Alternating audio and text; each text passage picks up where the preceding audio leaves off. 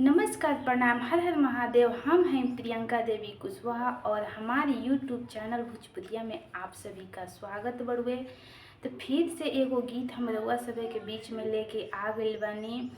तो अभी तक रउआ सब हमारे चैनल के सब्सक्राइब नहीं कीजा कइले, चैनल पर नया बनी जा तो जल्दी जल्दी से चैनल के सब्सक्राइब जरूर कर लीजा और वीडियो के लाइक शेयर जरूर कर लीजा। तो अब की बार हम गीत लेके आए बानी तिलक के, तो चलिए रउआ सभे के हम सुनावतानी।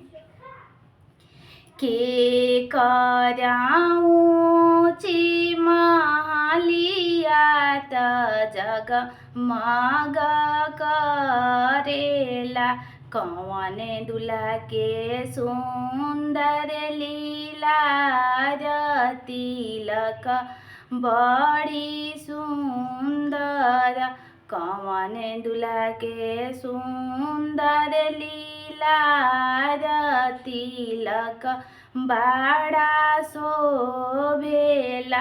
पापा के ऊँची महलिया त जग मग शोभेला, अनजानो दुला के सुंदर लीला तिलक बड़ा शोभेला। सुंदर दुला के सुंदर लीला तिलक बड़ा शोभेला।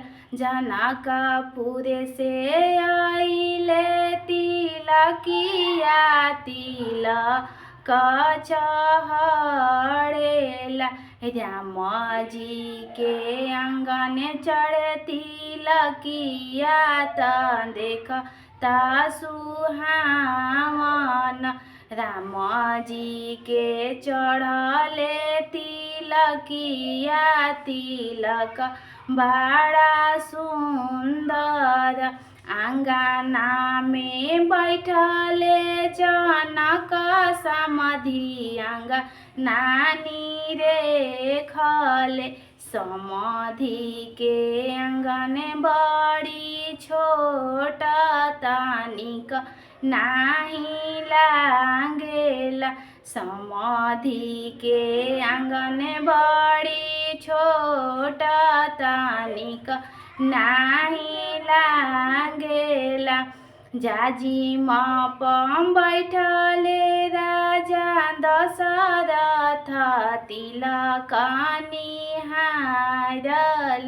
बाबू के तिलकिया बड़ी छोट तनिक नाही लागेला, बाबू के तिलक बड़ी छोट तनिक नाही लागेला।